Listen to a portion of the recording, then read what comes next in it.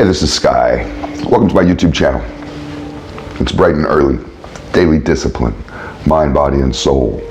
This is how we get through. I got some incense burning. I got some music going to set the mood, set your mood right. Let's jump into our study group for warriors, my hardcore heads. This is how we get down on Sundays. Basically, I just go through my notes. I study every single day. It's part of the program that I coach, that I mentor. And if you want to get on my schedule for coaching and mentoring, just go to my website, skyazrael.com. Or you can just go find me on Facebook or Instagram, send me a message, we can chat there. Let's just jump into it. I got some new subscribers, so welcome.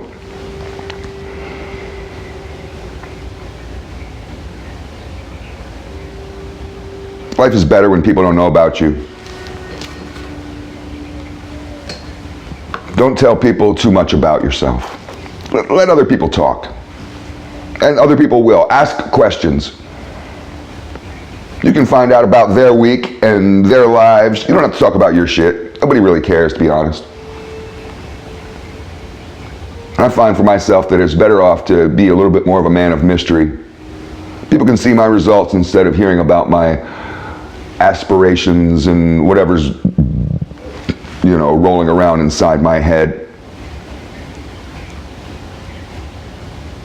Sometimes it gets to be annoying because as you get smarter, and some of you are a lot smarter than me, and you realize this maybe, that when you talk, you go over people's heads. That when you bring up ideas, you zoom right past them because they're not reading about nothing. They're not studying nothing. They're not thinking or pondering about nothing. They're not on any kind of study group for warriors. They don't know shit about shit. So it gets to be annoying, and you find that you're not really having a conversation. What you're doing is playing teacher. You're just educating people. Oh, let me play professor, and that's boring. It's not stimulating to play professor. It makes you just seem like some kind of know-it-all, and people instantly check out, especially dumb people, because they're not really trying to learn anyways. If they were, they would have learned on their own. No, it's better just to be a little bit more reserved, a little bit more guarded about who you are and what you're thinking.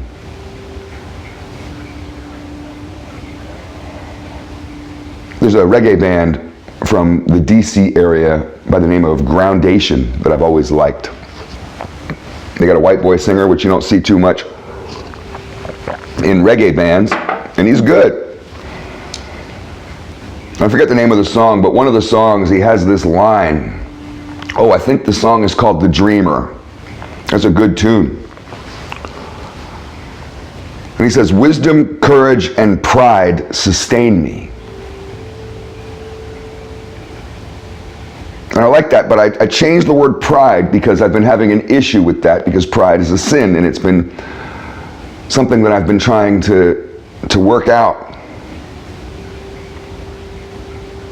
So I want to say that wisdom, courage, and discipline sustain me. Discipline. That steady grind every day, little by little. Let's move on. Here's some things I'm sick of. I'm sick of shallow idiots, stupid people. Oh, I'm sick of you motherfuckers, man. I really am. I'm sick of stupid people. You have no excuse. None at all. Stop being so stupid. I'm sick of cynics. There's nothing wrong with being a little cynical. I'm pretty cynical. But some people, it turns into a disease. Cynicism turns into their religion. People like that are some of the worst people, man. They really are. They're terrible to be on a project with. They're terrible to try to figure out anything with. Because they're just sitting there the whole time with their arms folded like, nope, nope, nope. And you're like, dude, are you stupid? What the fuck's wrong with you? Suicidal people, self-destructive people, I am sick of you motherfuckers. Now, I don't mind helping people. I don't mind stopping on the side of the road on the path of life and being like, hey, brother, you need a hand? And I do that. I do coaching and mentoring, but I'm not trying to talk you off a bridge. I'm not the type of guy to go up to the bridge and be like, please don't do it. Don't do it. You have so much to live for. You better talk yourself off that bridge. How are you going to talk yourself from pulling that trigger when nobody else is around? You better learn to talk yourself off that shit. I'm sick of suicidal people. Stop being so self-destructive. the last one is selfish. I'm sick of selfish people. I'm sick of selfish motherfuckers. These greedy motherfuckers. I am sick of you greedy people. Watching people just fight and claw and scratch so they can get a little bit of scraps for themselves.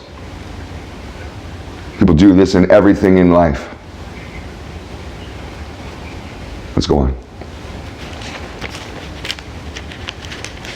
Here's 3 things that every man needs to know. Every single man listening needs to know these 3 things. You need to know God. You need to know Satan. And you need to know self. Those 3 things. I could do a whole video just on that. Here's a rule in the streets. Being safe means that other people are scared. Why didn't I ever get violently assaulted living in the hood? And I've lived in the hood most of my childhood and most of my adult life. I don't anymore, luckily. Of course, it's all relative. Somebody in some rich millionaire neighborhood would look at my working class, just regular Leave It to Beaver neighborhood. It's like, well, this is rather seedy and, unsavory. So I guess it depends on what your status is, but I never really got fucked with in the hood. I navigated pretty well. But I was down for mine. I held my shit down. I always fucking carried weapons and I use it. And motherfuckers know it. I'm not scared to kill you. I'm not scared of prison. We go to prison tonight, right now. Right now. Oh, you got something to live for? Not me, let's go. That's the way I used to be. And that kind of thing can put motherfuckers in check, absolutely. And we do this as a country. Why don't other countries attack us? Because they know we'll fuck them up. We'll destroy you. We'll turn your whole country into a fucking pile of dust. No tree, no human, no animal, no bug will grow on it for 1,000 years. We could do that with a push of a button. We could do that tomorrow. Before you put your little glass down from your drink, bam, we could destroy your whole country and everybody in it if we wanted to. And that's why fools stay in check. That's why they're not at our borders every day.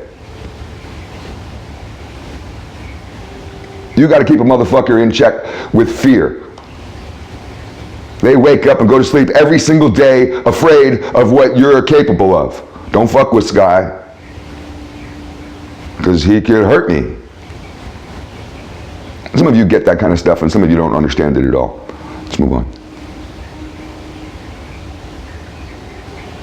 Let's talk a little bit about the yin and yang, but in a religious sense. There's a good book that ties in Christianity and Buddhism by Thich Nhat Hanh. I hope I'm saying his name right. It's called Living Buddha, Living Christ. Good book, put out many, many, many years ago. Light. Think of the yin and yang. The light part is the knowledge of God. The dark is the knowledge of man. The knowledge of man. The knowledge of man is evil. The knowledge of man is the knowledge of the devil. You don't follow the knowledge of man, you follow the knowledge of God. Let's move on. This is a hard one, this is offensive, and I'm going to trigger some of you right now. Let's talk to you drug addicts and alcoholics, you addicts. You're not victims. Stop playing a victim. You're not a victim. You're making a choice. Addiction is a choice, it's not victimhood. You choose to be what you are. You choose that every day. You may feel like that you can't control it, but that's a choice. You've made a choice on so many levels and you're just so weak. Let's move on. This is hard for me to understand, and I wrote this down after I listened to a Jordan Peterson talk, and maybe we go over it together. Being the criminal shadow of your father will make you unbelievably angry and bitter, and you'll harbor hatred for your parents, which will prevent you from fully maturing into manhood, or at the very least finding peace of mind. I had to write that down almost word for word from what he said. just to think about it. Being the criminal shadow of my father. My father was a criminal. He was a professional gangster. He didn't have some job. What'd your dad do for a living? Kill people? Rob? Murder? Steal? He's a gangster. What do you think gangsters do? And not only did I try to be just like him, telling myself the whole time that I'll never be like you. I'd get these arguments with my dad and I'd say, I'll never be like you. I ended up exactly like him. Exactly like him.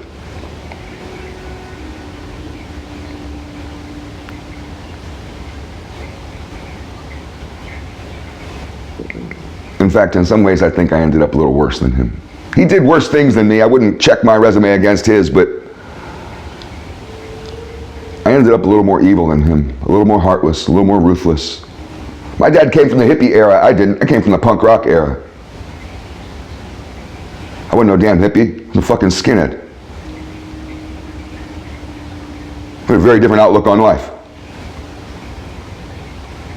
I was a lot more ruthless, and I felt like that I easily was the darker side of my father. Just like him, but a little bit bigger, a little bit meaner, a little bit more evil. And I ended up harboring hatred for both him and my mother. I hated my parents for years and years and years and years and years. Hated them both. You bring up the conversation of parents and oh, I'd go into a tirade. Let me tell you about my mom. Let me tell you about my dad.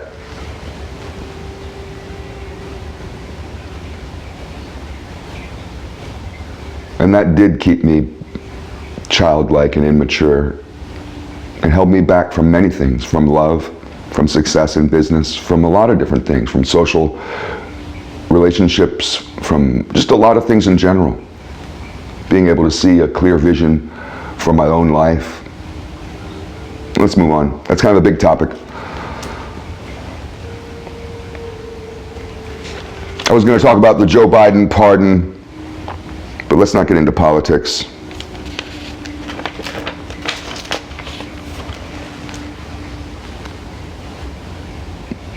Here's a question, and I have to ask this to myself. I used to be a big-time atheist, and now I'm not. And it's an interesting transformation.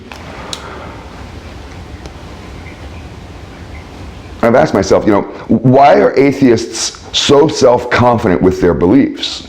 And you see this with Christians too, or with religious people in general, Muslims and Jews. They can be really confident about the Bible or about their book and the Word of God, and it's like, geez, you really think you know what you're talking about. But atheists are the same way. It's not just a healthy skepticism. It's, I know God doesn't exist. I know this stuff is wrong. Just as the same as the hardcore Christian says, I know it's right. In that way, atheism is its own religion. So I didn't go from being nihilistic to then believing in something. I just went, if I look at my own journey, I just went from atheism to being religious. That's just from one religion to the other. You might as well have just gone from Protestant to Catholic, right? Let's move on. We have any time? We'll do one more. I have 5 more pages. We should have started from the back because I got some good stuff in the back. Maybe we'll do a second video. Yeah, I got a whole bunch more. Jeez. Oh, man. We didn't even get to any of the good stuff. Here's a question that I've been wondering. I used to be dirt poor, now I'm pretty successful. I got money in the bank. I got stock market investments. You got a stock market portfolio? I do. I own property. I have assets. I have a couple different businesses. But I was poor. I've been homeless. I was born homeless. And when I was broke and angry, I used to shake my fist over at Beverly Hills. I used to think that rich people were part of the problem. But I did have this kind of idea that poor people were morally superior. So that's the question. Why do poor people feel morally superior to rich people? And meanwhile, every broke idiot desperately wishes that they were rich and tries to get rich. as if that's an end to their suffering. If you hate rich fucks so much, why do you want to be one of them? I had to ask myself this question about why do I hate wealthy people so much and blame them for everything in the world, when here I am, an entrepreneur who's trying to be successful in this world. If you want to be successful, you better start looking at this whole concept that you have of poverty. I had to get rid of that impoverished mindset. And there's a lot of brainwashing and fantasy and lies that float around inside the mind of the poor. They're just as conspiratorial and full of nonsense as anybody else is, maybe more so. I know, because I was there, and I know that's hard for some of you to hear, because many people want to believe, like I used to, that the poor somehow have some moral high ground and everybody else. You don't. You don't. Go look around you. Go look in your fucking neighborhood. Look how disgusting everybody is. How much a bunch of degenerates everybody is. Look at yourself. Food for thought.